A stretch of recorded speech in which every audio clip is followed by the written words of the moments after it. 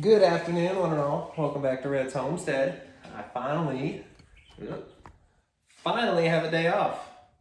Let me tell you, Shannon's been pretty much doing everything around here because I've been working nonstop. But I have a day off now. And I'm going to give you a little update on the chickens. Welcome to Red's Homestead!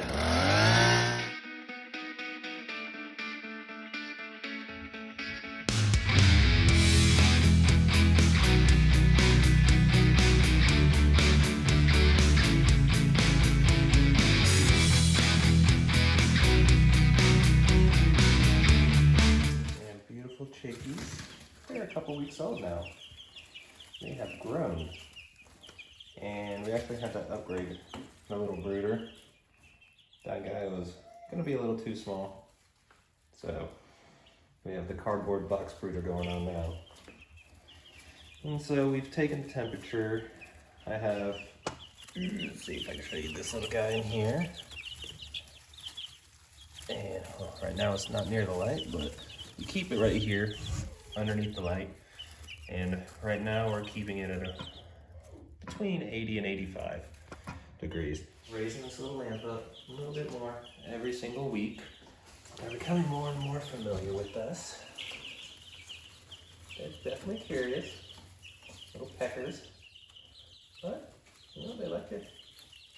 They don't completely run and scatter. And you can tell they're definitely getting ready to roost. They'll jump on top of this quite often. And actually, let me clean that out. So, I put this little 2x2 in there to try to keep their water clean. Oh, we all behave. Pecking order. So I decided to poop in it. I'm gonna go clean that. And you got fresh water. Fresh water. Why is that freaking out?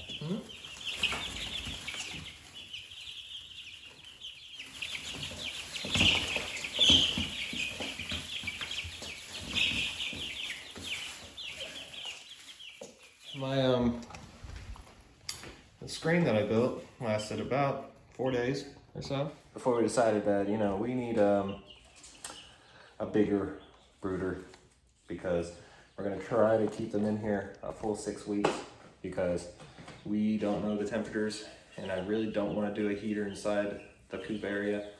So we're just gonna have to play with it by ear when we get to that time. I mean, I can put a heater in there, but I'd rather not. And so I'm hoping to go the full 6 weeks that they'll be completely ready for even freezing temperatures. So let's go check on the rabbits.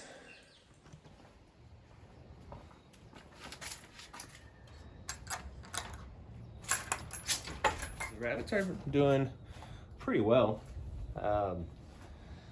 So we would be right now at 28 days for her if she was pregnant. We didn't really think she was pregnant because it didn't seem very successful. And which means that she, if it was successful, would be she's at about 25 days. And she's got a little bit more irritable than she used to be. So it's possible. So we might build a nesting box for her, but I haven't felt her stomach yet, see if I can feel anything. So we'll see. But this is where the chickens will be going. And what I'll end up doing is really a deep litter on the bottom. And I'm hoping that with this space being enclosed, even freezing temperatures will be fine for them. And, oops, my gate's closing. And what I'll do is come down here, I'm gonna build them a roost under here so that they'll have a nice cozy place to be warm. So today's bigger project is I'm gonna build my greenhouse. So next year, I'm gonna be trying to build my own lumber.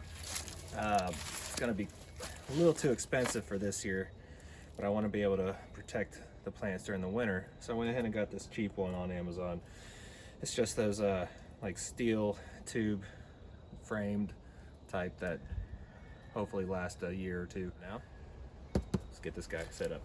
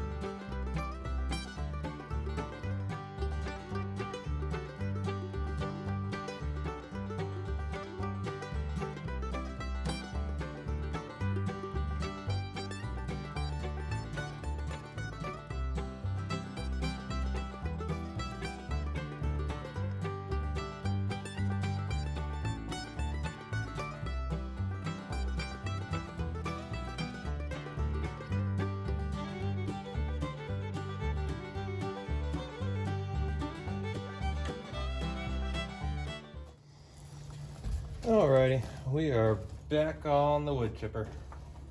What I want to see is this fuel line. Am I getting the fuel I need? Gases might be going everywhere. So let's see how that works out.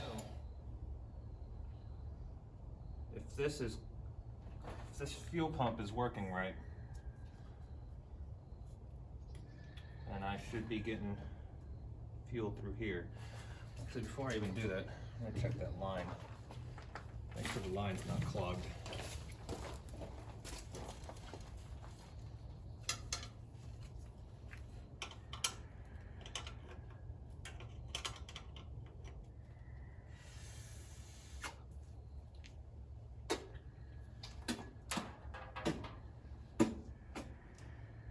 It's not clogged at all.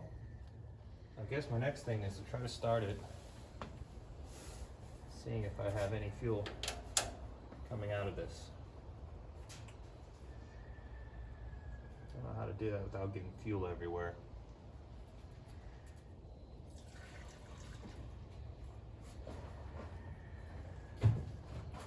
While I do this, I'm going to really try to clean out these jets with some carburetor cleaner. Choke on.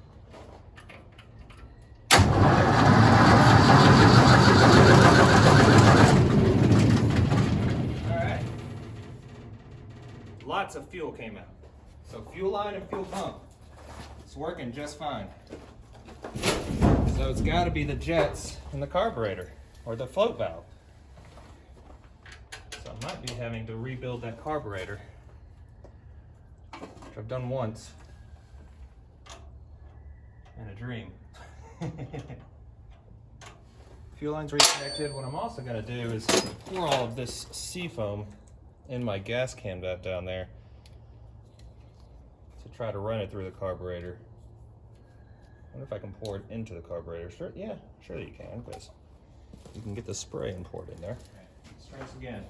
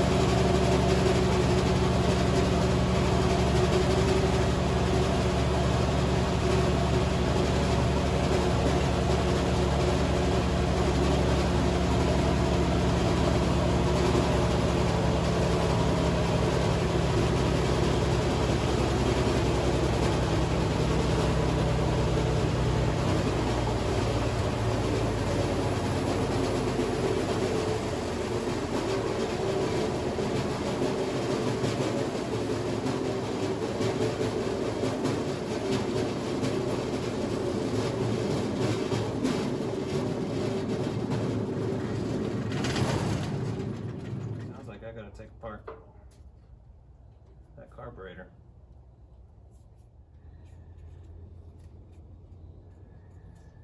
Give you an idea. This was a little yellow from the gas, but this is everything that's coming out of the carburetor float chamber, or tank, or whatever it's called. Thing that holds the fuel.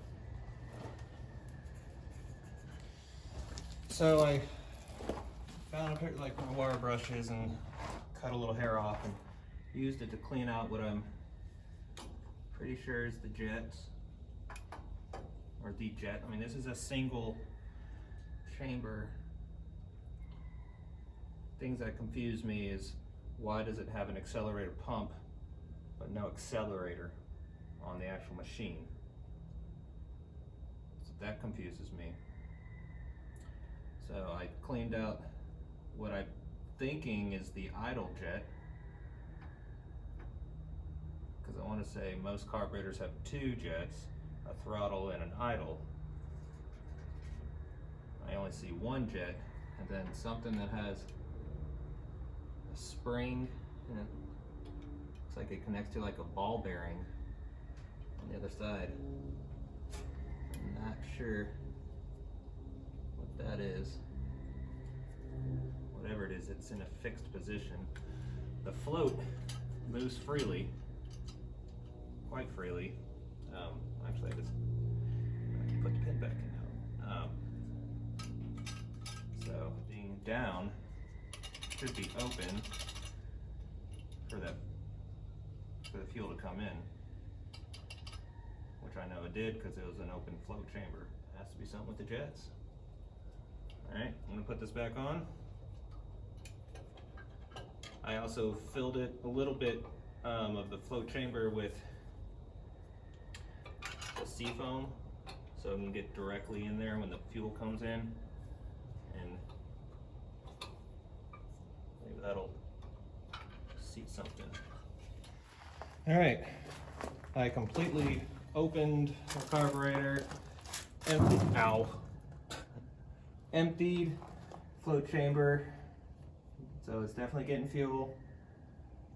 Cleaned it, scrubbed it, carburetor cleaned it, used a wire, and when I'm pretty sure are the jets, I put seafoam in the chamber, and I adjusted the choke so I can actually do a full choke on it. Let's give it a shot. Oops, let me get this thing off.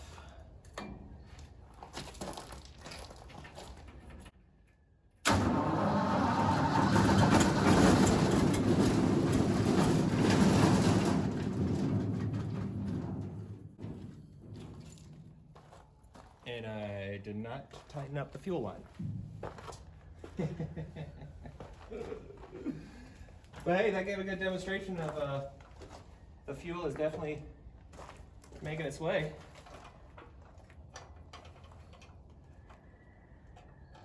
All right, cut. Scene 2. No, I show my mistakes. Choke on.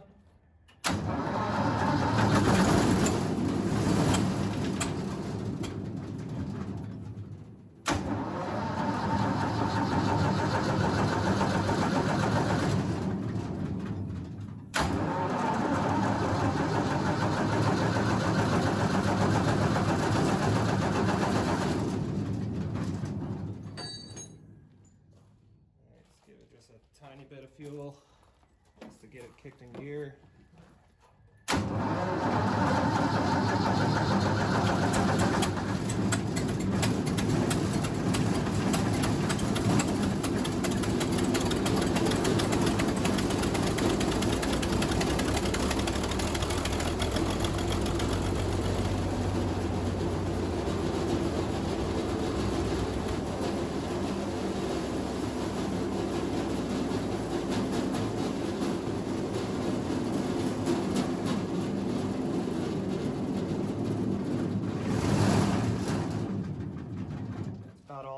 With it today.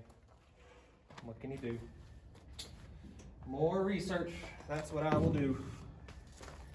Maybe my next day off I'll mess with it, but I did learn one more thing today, that fuel is getting to it. I bet if I opened up that carburetor again, the float chamber is going to be filled with fuel. It's just not adding fuel into the carburetor. You know, it could be to a point that these jets just don't want to know, don't want to work. What gets me is I still don't know what this thing is. assuming, and I was asked some friends, they said accelerator pump, which makes sense, it's a pump, but there's no accelerator on this machine. So why would I be needing to pump when I can't accelerate? On to bigger things that I know I can do. Well, that's gonna be about it, folks. I've got the greenhouse set up. Take a look at there. So I went ahead and brought some of the roses. I have 2 more I have to go get. But this is big. I'm actually really liking this one, much better than the one I used to have. The biggest bonus is the connectors here, which are the things that always break. One, with this company, apparently you get a lifetime warranty, so I'm gonna make sure I hold on to that stuff.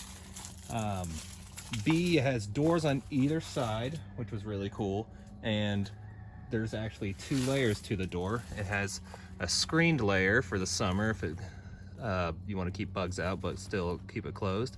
You have a screen, and then you have a full plastic one. 2 windows on each side, which I like, so I can have full ventilation during the summer, or if it gets too warm in the winter or fall or whatever, I can open it up. I went ahead and put mulch all along the outsides here to kind of really secure it down along the edges. And then additionally, from what I learned on my last greenhouse, I did extra rebarb stakes on each corner.